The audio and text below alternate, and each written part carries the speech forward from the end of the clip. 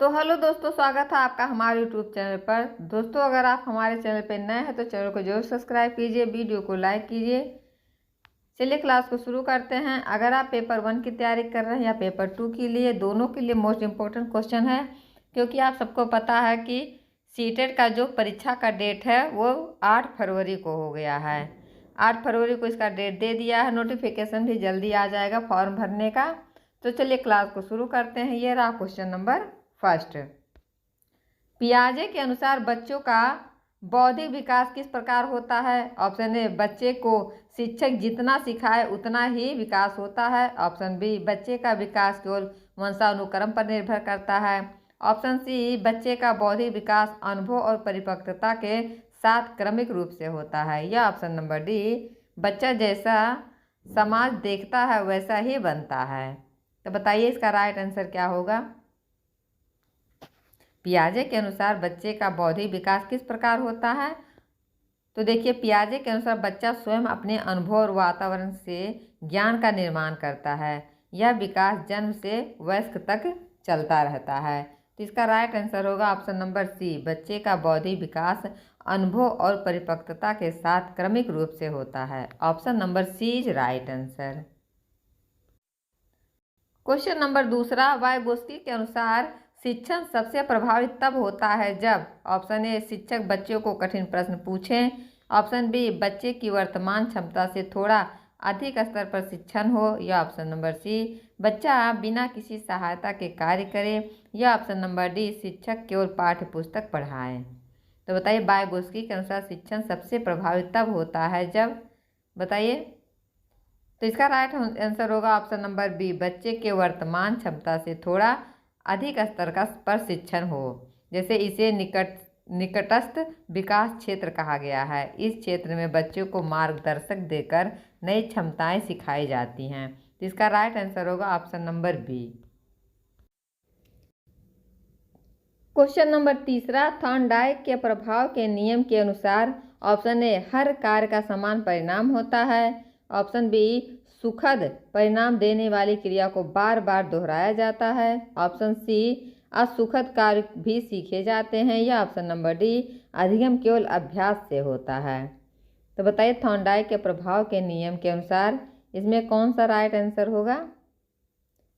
तो देखिए, इस सिद्धांत के अनुसार सीखना उसी व्यवहार को मजबूत करता है जिससे आनंद या संतोष प्राप्त होता है।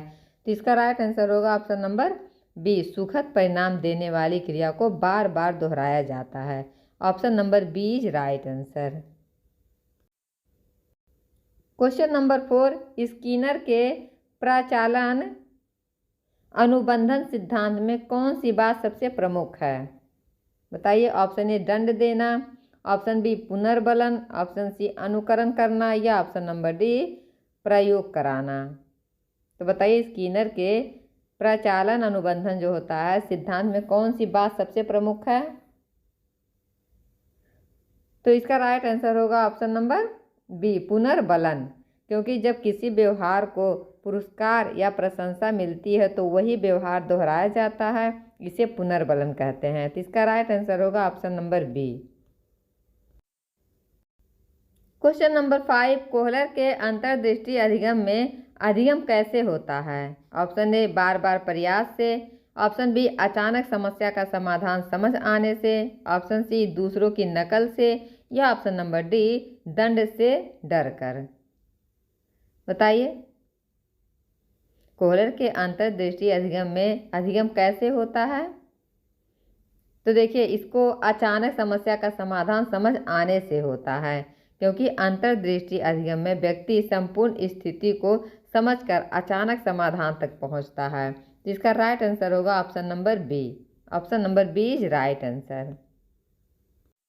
क्वेश्चन नंबर 6, बच्चे में सामाजिक परिपक्वता का अर्थ है। ऑप्शन ए, शरीर का विकास होना। ऑप्शन बी, समाज में ठीक प्रकार से व्यवहार करना। ऑप्शन सी, केवल बोलना सीखना। या ऑप्शन नंबर डी, गणित में निपुण होना। तो बताइए, बच्चे में जो सामाजिक परिपक्वता होता है उसका अर्थ क्या है? तो इसका राइट आंसर होगा ऑप्शन नंबर बी, समाज में ठीक प्रकार से व्यवहार करना। क्योंकि सामाजिक परिपक्वता का तात्पर्य है कि बच्चा समाज के नियमों और मानदंडों के अनुसार अपने व्यवहार को ढाल सके। तो इसका राइट आंसर होगा ऑप्शन नंबर बी, समाज में ठीक प्रकार से व्यवहार करना। Option number B is right answer. Question number 7, सहयोगात्मक अधिगम का मुख्य उद्देश्य क्या है? ऑप्शन ए प्रतियोगिता कराना, ऑप्शन बी बच्चों में आपसी सहायता और विचार विनिमय कराना, ऑप्शन सी शिक्षक का नियंत्रण बढ़ाना, या ऑप्शन नंबर डी विद्यार्थियों को अकेले काम कराना। बताइए इसका राइट आंसर क्या होगा? सहयोगात्मक अधिगम का मुख्य उद्देश्य क्या है? तो देखिए इसका राइट आंसर होगा ऑप्शन नंबर बी, बच्चों में आपसी सहायता और विचार विनिमय कराना, क्योंकि इस पद्धति में विद्यार्थी समूह में मिलकर सीखते हैं और एक दूसरे से ज्ञान प्राप्त करते हैं। तो इसका राइट आंसर होगा option number B. Question number 8, निर्माणवादी शिक्षा में ज्ञान का निर्माण कैसे होता है? ऑप्शन ए शिक्षक द्वारा बताई गई बातों को रटकर, ऑप्शन बी स्वयं अनुभव और खोज के माध्यम से, ऑप्शन सी केवल पाठ्य पुस्तक से, या ऑप्शन नंबर डी परीक्षा की तैयारी से। तो बताइए इसका राइट आंसर। तो देखिए इसका राइट आंसर होगा ऑप्शन नंबर बी, स्वयं अनुभव और खोज के माध्यम से, क्योंकि निर्माणवाद में माना गया है कि बच्चा स्वयं अपने अनुभव और समझ के आधार पर ज्ञान का निर्माण करता है। तो इसका राइट आंसर होगा option number B. Question number 9, बच्चों में भाषा का सबसे तेज विकास कब होता है? ऑप्शन ए जन्म से 2 वर्ष तक, ऑप्शन बी 2 से 6 वर्ष तक, ऑप्शन सी 6 से 12 वर्ष तक, या ऑप्शन नंबर डी 12 वर्ष के बाद। तो बताइए बच्चों में भाषा का विकास सबसे तेज कब होता है? तो देखिए इसका राइट आंसर होगा 2 से 6 वर्ष तक, क्योंकि इस अवस्था में बच्चा नई शब्दावली और वाक्य संरचना बहुत तेजी से सीखता है। इसे संवेदनशील काल भी कहा जाता है। कभी कभी प्रश्न आता है कि बच्चों के संवेदनशील काल कौन सा होता है, किस अवस्था में होता है? तो ये 2 से 6 वर्ष तक का होता है। तो इसका राइट आंसर होगा option number B. Option number B is right answer. Question number 10, आंतरिक प्रेरणा का सही उदाहरण कौन सा है? ऑप्शन ए पुरस्कार प्राप्त करने की इच्छा, ऑप्शन बी शिक्षक की प्रशंसा पाने की चाह, ऑप्शन सी अपने आनंद के लिए सीखना, या ऑप्शन नंबर डी परीक्षा में अच्छे अंक लाने की इच्छा। तो बताइए जो आंतरिक प्रेरणा होती है उसका इसमें से कौन सा सही उदाहरण है? तो अपने आनंद के लिए सीखना, क्योंकि जब व्यक्ति किसी कार्य को अपनी रुचि और आनंद के लिए करता है तो उसे आंतरिक प्रेरणा कहा जाता है। तो इसका राइट आंसर होगा ऑप्शन नंबर सी, अपने पसंद के लिए सीखना। Option number C is right answer. Question number 11, गठनात्मक मूल्यांकन का उद्देश्य क्या है? ऑप्शन ए बच्चों को अंक देना, ऑप्शन बी शिक्षण के दौरान अधिगम की स्थिति जानकर सुधार करना, ऑप्शन सी अंतिम परीक्षा आयोजित करना, या ऑप्शन नंबर डी कमजोर बच्चों को अलग करना। तो बताइए जो गठनात्मक मूल्यांकन होता है उसका उद्देश्य क्या है? तो उसका उद्देश्य है शिक्षण के दौरान अधिगम की स्थिति जानकर सुधार करना। Option number B is right answer, क्योंकि गठनात्मक मूल्यांकन जो होता है निरंतर किया जाता है ताकि शिक्षण की गुणवत्ता में सुधार किया जा सके। तो इसका राइट आंसर होगा option number B. Question number 12, समावेशी शिक्षा का मूल विचार क्या है? ऑप्शन ए सभी बच्चों को समान अवसर देना, ऑप्शन बी कमजोर बच्चों को अलग विद्यालय भेजना, ऑप्शन सी तेज बच्चों को अधिक अवसर देना, या ऑप्शन नंबर डी केवल समान बच्चों को पढ़ाना। तो बताइए समावेशी शिक्षा का मूल विचार क्या होता है? तो ये सभी बच्चों को समान अवसर देना, क्योंकि समावेशी शिक्षा का उद्देश्य है कि प्रत्येक बच्चा एक ही कक्षा में समान अवसरों के साथ सीख सके। तो इसका राइट आंसर होगा ऑप्शन नंबर ए, सभी बच्चों को समान अवसर देना। Option number A is right answer. Question number 13, सीढ़ीदार सहायता जो होता है स्कैफोल्डिंग का अर्थ क्या है? ऑप्शन ए बच्चों को लगातार सहायता देना, ऑप्शन बी पहले सहायता देकर फिर धीरे धीरे सहायता कम करना, ऑप्शन सी बच्चों को बिल्कुल अकेला छोड़ देना, या ऑप्शन नंबर डी कठिन विषय हटा देना। तो बताइए सीढ़ीदार जो सहायता होता है उसका क्या अर्थ है? जिसको एस्केप फोल्डिंग भी कहा जाता है। तो बताइए इसका राइट आंसर। तो देखिए, पहले सहायता देकर फिर धीरे धीरे सहायता कम कर देनी चाहिए, क्योंकि स्केल फोल्डिंग में शिक्षक शुरुआत में बच्चों की मदद करता है, फिर धीरे धीरे उसे स्वयं कार्य करने के लिए प्रेरित करता है। तो इसका राइट आंसर होगा option number B. Option number B is right answer. Question number 14, बाल केंद्रित शिक्षा का मुख्य सिद्धांत है। ऑप्शन ए शिक्षक के अनुभव पर आधारित शिक्षण, ऑप्शन बी विषय वस्तु पर आधारित शिक्षण, ऑप्शन सी बच्चों की रुचि, आवश्यकता और अनुभव पर आधारित शिक्षण, या ऑप्शन नंबर डी परीक्षा के परिणाम पर आधारित शिक्षण। तो बताइए बाल केंद्रित शिक्षा का मुख्य सिद्धांत क्या है।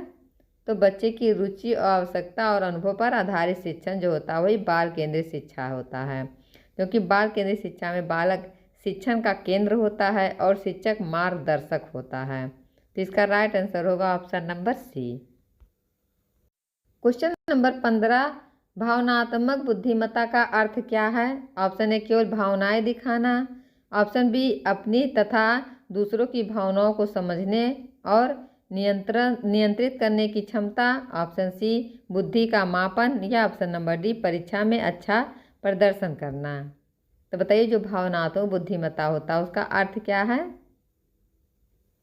तो अपनी तथा दूसरों की भावनाओं को समझने और नियंत्रित करने की क्षमता जो होती है वही भावनात्मक बुद्धि का अर्थ होता है, क्योंकि भावनात्मक बुद्धि जो होता है दोस्तों व्यक्ति को सामाजिक रूप से परिपक्व बनाती है और बेहतर संबंध स्थापित करने के लिए मदद करती है। तो इसका राइट आंसर होगा ऑप्शन नंबर बी, अपनी तथा दूसरों की भावनाओं को समझने और नियंत्रित करने की क्षमता। Option number B is right answer. Question number 16, करके सीखना का सिद्धांत किसका है। ऑप्शन ए जॉन डेवी का, ऑप्शन बी वाइगोस्की का, ऑप्शन सी पियाजे का, या ऑप्शन नंबर डी थॉर्नडाइक का। तो बताइए जो करके सीखना है ये सिद्धांत किसने दिया था। तो देखिए जो जॉन डेवी थे दोस्तों, जॉन डेवी के अनुसार अनुभव आधारित और क्रियात्मक अधिगम सबसे प्रभावी होता है। तो इसका राइट आंसर होगा option number A, John Davy के अनुसार करके सीखना खुद उन बच्चों के लिए बहुत महत्वपूर्ण होता है। तो इसका राइट आंसर होगा option number A, John Davy. Question number 17, अधिगम का स्थानांतरण का अर्थ है। ऑप्शन ए नया ज्ञान भूल जाना, ऑप्शन बी सीखी हुई बात को नई परिस्थितियों में प्रयोग करना, ऑप्शन सी केवल रटना, या ऑप्शन नंबर डी पुनरावृत्ति करना। तो बताइए जो अधिगम का स्थानांतरण होता है उसका अर्थ क्या है। तो देखिए सीखी हुई जो बात होती है नई परिस्थितियों में प्रयोग करना, क्योंकि जब छात्र किसी सीखी बात को उपयोग किसी अन्य स्थिति में करता है तो यह अधिगम को स्थानांतरण कहलाता है। तो इसका राइट आंसर होगा ऑप्शन नंबर बी, सीखी हुई बात को नई परिस्थितियों में प्रयोग करना। Option number B is right answer. Question number 18, सहपाठी अधिगम का अर्थ क्या है। ऑप्शन ए शिक्षक के साथ सीखना, ऑप्शन बी अपने साथियों के साथ मिलकर सीखना, ऑप्शन सी अभिभावकों से सीखना, या ऑप्शन नंबर डी परीक्षा से सीखना। तो बताइए सहपाठी अधिगम का क्या अर्थ है। तो अपने साथियों के साथ मिलकर सीखना, क्योंकि सहपाठी अधिगम में विद्यार्थी एक दूसरे की सहायता करते हैं और सामूहिक रूप से ज्ञान अर्जित करते हैं। तो इसका राइट आंसर होगा option number B. Question number 19, मनोविज्ञान पर मनोविचार किसे कहा जाता है। ऑप्शन ए रटने को, ऑप्शन बी सोच पर विचार करना, ऑप्शन सी याददाश्त बढ़ाना, या ऑप्शन नंबर डी पुनरावृत्ति करना। तो बताइए जो मनोज्ञान है उस पर मनोविचार किसे कहा जाता है। तो देखिए सोच पर विचार करना, जो सोच पर विचार करना ये इसका राइट आंसर होगा, क्योंकि इसे मेटा कनेक्शन कहा जाता है, जिसमें व्यक्ति अपनी सोच की प्रक्रिया को समझता है और नियंत्रित करता है। तो इसका राइट आंसर होगा ऑप्शन नंबर बी, सोच पर विचार करना। Option number B is right answer. Question number 20, कक्षा प्रबंधन का मुख्य उद्देश्य क्या है। ऑप्शन ए बच्चों को डराना, ऑप्शन बी अनुशासन बनाए रखना और शिक्षण वातावरण अनुकूल बनाना, ऑप्शन सी केवल परीक्षा कराना, या ऑप्शन नंबर डी शिक्षक की शक्ति दिखाना। बताइए कक्षा प्रबंधन का मुख्य उद्देश्य क्या होना चाहिए? तो अनुशासन बनाए रखना और शिक्षण वातावरण अनुकूल बनाना कक्षा प्रबंधन का मुख्य उद्देश्य होना चाहिए, क्योंकि कक्षा प्रबंधन शिक्षण के लिए सकारात्मक, शांतिपूर्ण और सहभागिता वाला वातावरण तैयार करके देता है। तो इसका राइट आंसर होगा option number B. Question number 21, Bloom का वर्गीकरण किससे संबंधित है? ये क्वेश्चन बहुत बार आया है सीटेट में। तो बताइए ब्लूम का जो वर्गीकरण है किससे संबंधित है? ऑप्शन ए व्यक्तित्व विकास से, ऑप्शन बी अधिगम के उद्देश्यों का वर्गीकरण से, या ऑप्शन नंबर डी अनुशासन की विधियां से, या ऑप्शन नंबर डी भावनात्मक विकास से। तो बताइए इसका राइट आंसर क्या होगा? आप लोग बहुत दिन से तैयारी कर रहे हैं, बताइए इसका कमेंट बॉक्स में आंसर।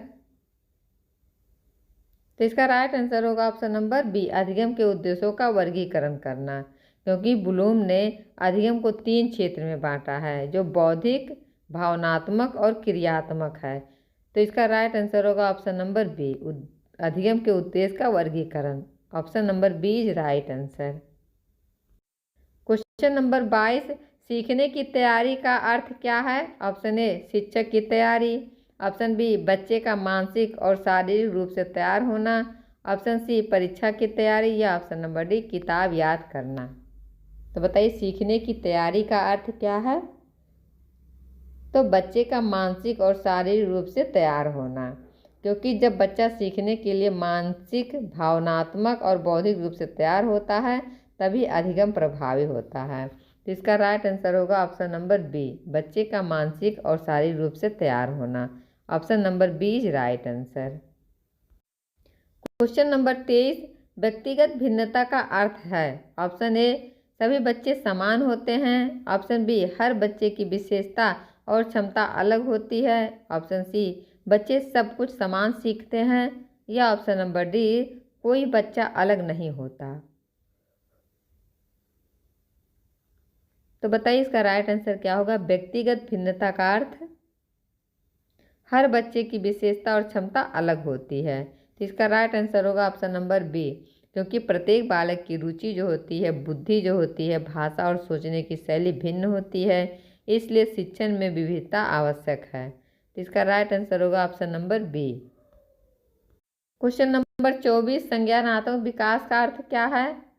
ऑप्शन ए शरीर की वृद्धि, ऑप्शन बी सोचने, समझने, तर्क करने और निर्णय लेने की क्षमता का विकास, ऑप्शन सी केवल भाषा का विकास, या ऑप्शन नंबर डी खेल कूद में रुचि बढ़ना। बताइए तो संज्ञानात्मक विकास का अर्थ क्या है? सोचने, समझने, तर्क करने और निर्णय लेने की क्षमता का विकास जो है ये संज्ञानात्मक विकास का अर्थ होता है। यह मानसिक प्रक्रिया है जो अधिगम की नींव बनाती है। तो इसका राइट आंसर होगा option number B. Question number 25, अधिगम अक्षमता किसे कहा जाता है? ऑप्शन ए सामान्य भूल, ऑप्शन बी विशेष अधिगम कठिनाइयाँ जैसे पढ़ने या लिखने में समस्या, ऑप्शन सी परीक्षा में असफल होना, या ऑप्शन नंबर डी ध्यान न देना। तो बताइए जो अधिगम अक्षमता होता है उसे किसे कहा जाता है? इसका राइट आंसर होगा ऑप्शन नंबर बी विशेष अधिगम कठिनाई जैसे पढ़ने या लिखने में समस्या। Option number B is right answer, क्योंकि अधिगम अक्षमता वह स्थिति है जब बच्चा समान बुद्धि होते हुए भी पढ़ने, लिखने या गणना में कठिनाई महसूस करता है। तो इसका राइट आंसर होगा option number B. Question number 26, प्रेरणा का अर्थ है? ऑप्शन ए उत्साह या प्रेरक शक्ति जो कार्य के लिए सक्रिय करें, ऑप्शन नंबर बी पढ़ाई का बोझ, ऑप्शन सी परीक्षा की तैयारी, या ऑप्शन नंबर डी शिक्षक की डांट। तो बताइए प्रेरणा का अर्थ क्या है? तो देखिए दोस्तों, प्रेरणा वह आंतरिक बल होता है जो व्यक्ति को लक्ष्य की ओर बढ़ने के लिए प्रेरित करता है। तो इसका राइट आंसर होगा ऑप्शन नंबर ए उत्साह या प्रेरक शक्ति जो कार्य के लिए सक्रिय करे। Option number A is right answer.